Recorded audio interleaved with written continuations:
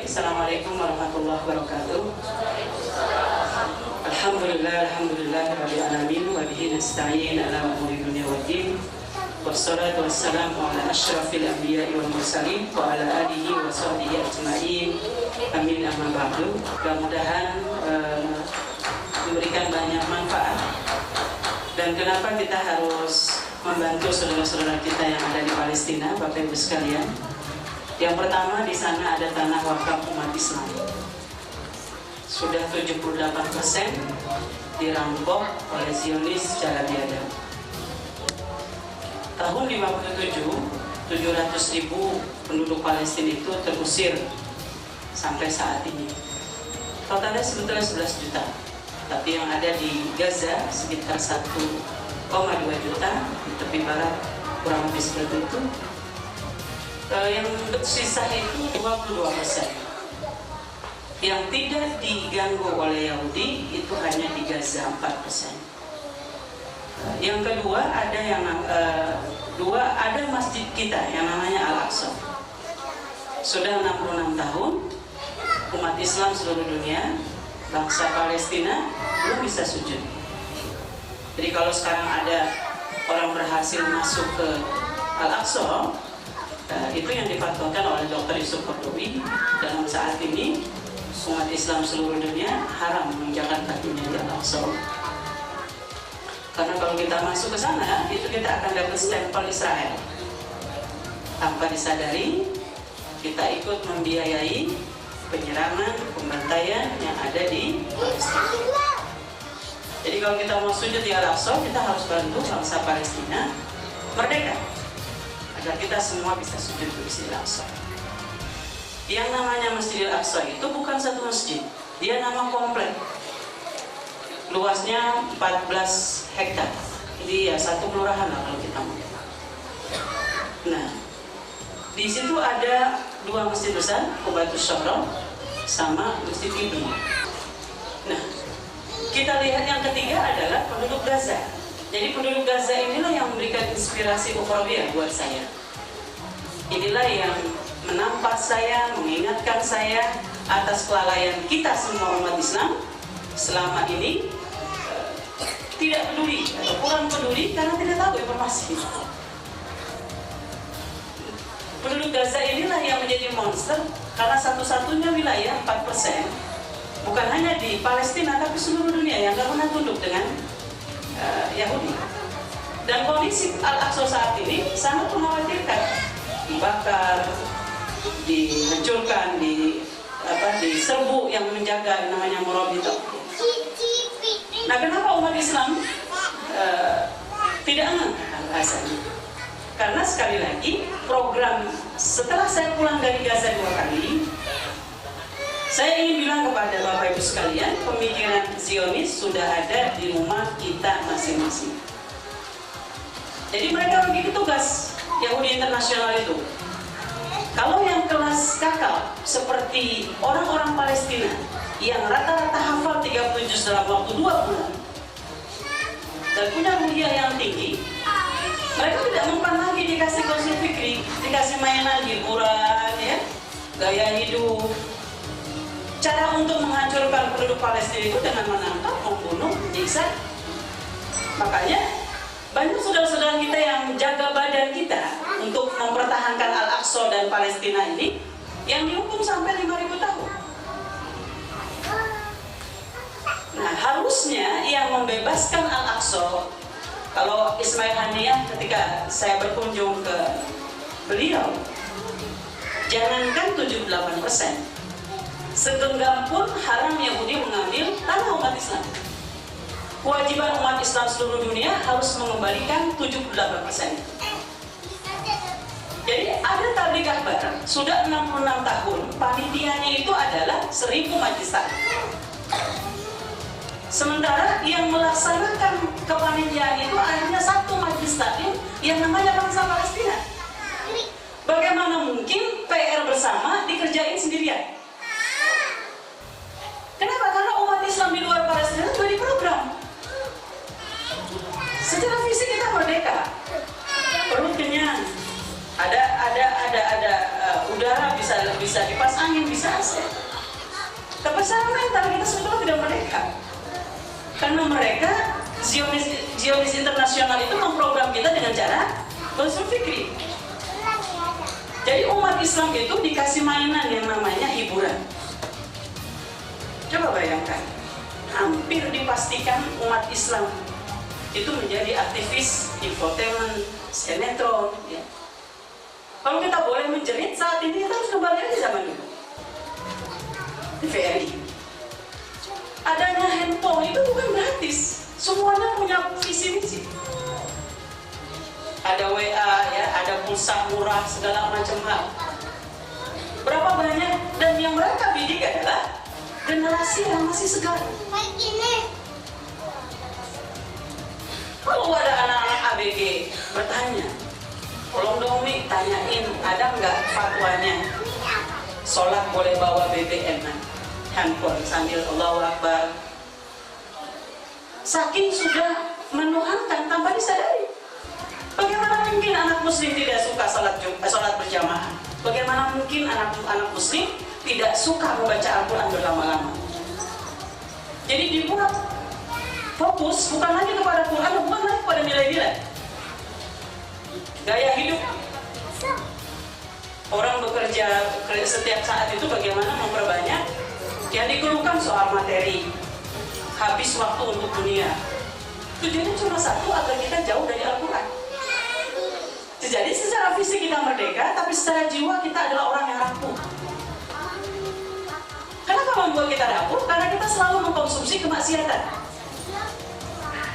Kalau orang pergi haji, ibu bisa lihat, walaupun tidak seluruh yang haji itu, mereka dari Indonesia ya, gagah, orang kaya, penampilan perlente, pakaian-pakaian yang dipakai juga branded mungkin. Tapi kenapa sampai di sana mereka umroh? Mendadak pendarahan, mendadak lumpuh, mendadak tidak bisa bicara. Setelah pulang 9 hari, balik lagi di bandara itu dalam keadaan sehat lagi. Husnudon sama Allah bahwa itu adalah teguran. Tapi berapa banyak kita temukan orang-orang yang sedang umroh itu umurnya sudah 60 tahun, 65 tahun, 50 tahun ya. Dari Bangladesh, dari Turki, bahkan ada dari Indonesia. Mereka begitu bangga, tidak pernah absen sholat di Masjidil Haram, tawaf ya. Pertanda bahwa yang tadi muda-muda itu yang membuat dia ringkih karena selama di negaranya itu dia selalu mengkonsumsi kemaksiatan dari mulai tingkat yang kecil sampai yang besar. Bisa jadi di antaranya itu. Makanya ulama bilang, kamu mau berapa banyak merasakan ketentraman itu? Kalau kamu ingin merasakan ketentraman ala bizikrillah tatma'innul qulub hanya 25 menit, ya sholat saja gitu. Tetapi kita diminta oleh Allah, wala tamutunna illa wa antum muslimun. Janganlah kamu meninggal kecuali dalam keadaan Islam, dalam keadaan mentaati Allah.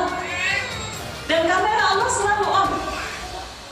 Dari mulai kita hidup sampai kembali kepada Allah Subhanahu wa taala. Dengan kata lain, selama 24 jam seumur hidup kita harus selalu menghadirkan ketaatan. Ketaatan dalam berbisnis, ketaatan dalam mendidik anak, ketaatan dalam bertetangga, ketaatan dalam berpakaian, ketaatan dalam mengadakan acara-acara pernikahan, 24 jam. Maka pada saat itulah Allah akan memberikan husnul khotimah sebelum melangkah menjadi syahid atau syuhada. Nah, saya akan berbagi oleh-oleh. Pertama kita akan tayangkan ketika saya masuk ke Gaza.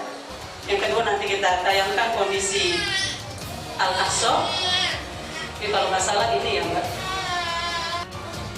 Makanya ketika dakwah itu masuk, merubah mental itu luar biasa.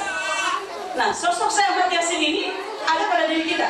Jadi kalau kita bicara soal kemenangan dakwah, atau kita mau mendidik anak-anak kita cinta Quran, cinta ketaatan, nggak usah jauh-jauh, diri-diri kita gitu.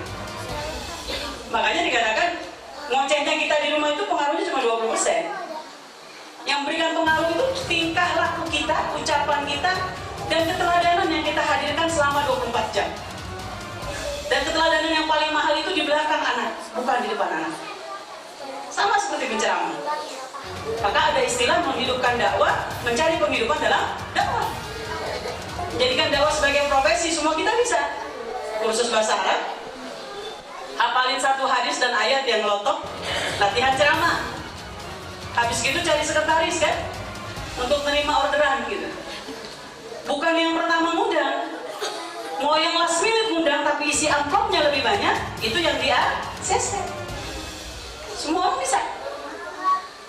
Makanya penceramah khususnya ditarik di neraka, ya seperti ini kan. Karena dia kabur maqtan indallah ya taqulu ma la taf'alun. Tapi yang diminta adalah menghidupkan dakwah.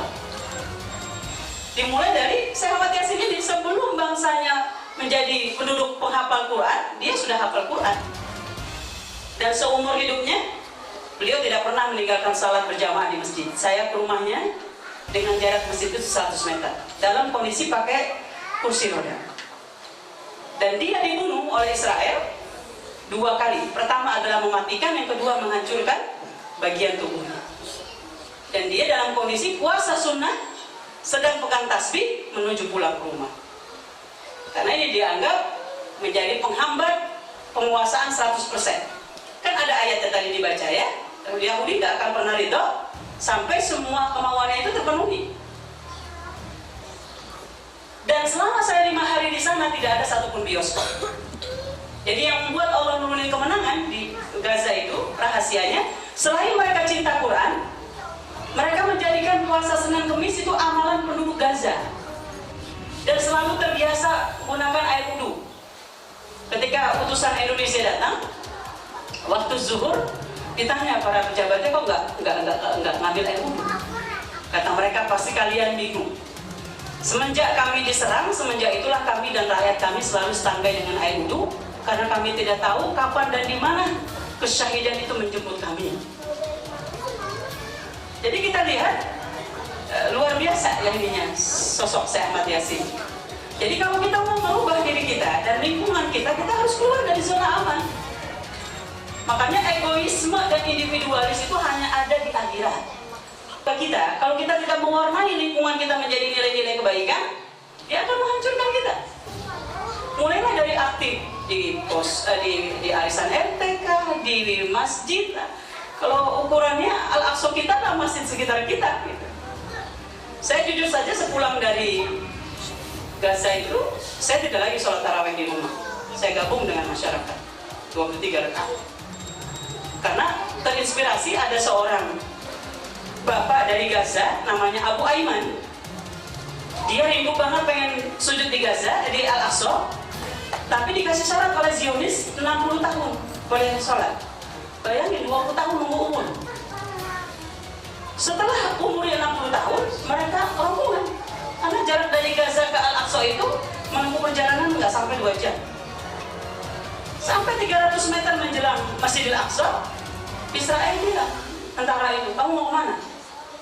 Kata Abu Aiman, bukankah kamu yang buat aturan bahwa kami boleh sholat di Masjidil Aqsa karena umur kami sudah 60 tahun? 20 tahun dia nunggu umur. Kata Zionis, kami yang buat aturan, kami yang melanggar. Pilihan kalian cuma 2, kami siksa di penjara atau balik ke kampung. Semuanya pulang kecuali Abu Aiman, cari jalan tikus. Ketemulah terowongan yang sudah dibalut dengan kawat berduri, badannya bisa masuk 300 meter. Keluar dari lubang itu pintu Masjidil Aqsa, tapi seluruh tubuhnya sudah berlumuran dengan darah. Apakah Al-Aqsa kita ke Masjidil Aqsa, ke majelis taklim, ke kajian-kajian harus berdarah-darah? Tidak. Jadi surga untuk memperbaiki diri dan mengajak orang berbuat baik ada di negara kita. Tapi sayang, kita masih dikalahkan oleh hawa nafsu kita sendiri. Orang hebat adalah orang yang merancang hidupnya, dan orang yang paling hebat adalah orang yang merancang kematiannya. Dr. Abdullah Rantisi dan sahabat Nabi dari suku Badui itu meninggal sesuai dengan rancangannya. Ketika Dr. Abdullah Rantisi ditanya, apakah kalian dan warga Gaza tidak takut dengan kematian? Karena dia katakan, bukan hanya kami, kalian juga akan mengakhiri hidup. Dan kita tidak pernah tahu cara kita mengakhiri hidup. Apakah dengan sakit, apakah dengan tabrakan, atau dengan yang lainnya. Tapi saya tidak ingin mengakhiri hidup saya dengan penyakit itu. Saya ingin mengakhiri hidup dengan cara ditembak oleh Israel menggunakan pesawat Apache. Ya musim jihad.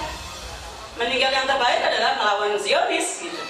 Tapi nggak boleh praktekin di sini. Ayo dong tembak saya, ya saya mati syahid. Itu mati konyol namanya. Kalau mati syahid di sini adalah berjuang mengajak kepada kebaikan. Hadir ke masjid, ngajakin orang. Sebab hadirnya Bapak Ibu sekalian ke masjid itu sudah dakwah. Dakwah bin haq. Ini kita lihat Sinaatul Maut, merancang kematian. Dan ternyata beliau meninggal digempur oleh Zionis menggunakan pesawat Apache. Sahabat Nabi juga sama. Saya selamanya akan berjuang bersamamu sampai tombak menembus leherku. Beberapa perang pada jihad yang berikutnya, perang yang kedua atau ketiga, sahabat itu meninggal sesuai dengan rancangannya, tombak menembus lehernya. Jadi kita harus merancang hidup kita di sisa umur kita ini. Kita tidak bisa request kapan kita meninggal. Dan tidak bisa dikatakan orang yang sudah 60 tahun umurnya bakalan pendek, orang yang muda akan panjang. Tidak akan pernah bisa. Orang yang komplikasi penyakitnya bakalan cepat meninggal, orang yang sehat walafiat bakalan lama. Tidak akan pernah bisa. Jadi dengan kata lain, kita harus bisa menjadikan setiap hari kita adalah hari terakhir kita. Dan kita boleh merancang. Ada 2 sertifikat yang harus kita kejar di sisa umur kita ini. Menjadi hafiz dan hafizah. Siapa bilang kita tidak bisa baca, menghafal Quran? Soal nanti kita hafal 30 juz atau kurang 30 juz, atau sebelum meninggal kita hanya hafal 2 juz, tidak ada masalah. Itu bukan wilayah kita. Tugas kita, kenapa kita harus menghafal Al-Quran? Itu salah satu cara agar kita bisa membirukan rapat hablum minallah dan hablum minanas kita. Karena orang yang hatinya bersih, dia selalu terjaga dengan ketaatan. Nanti kita lihat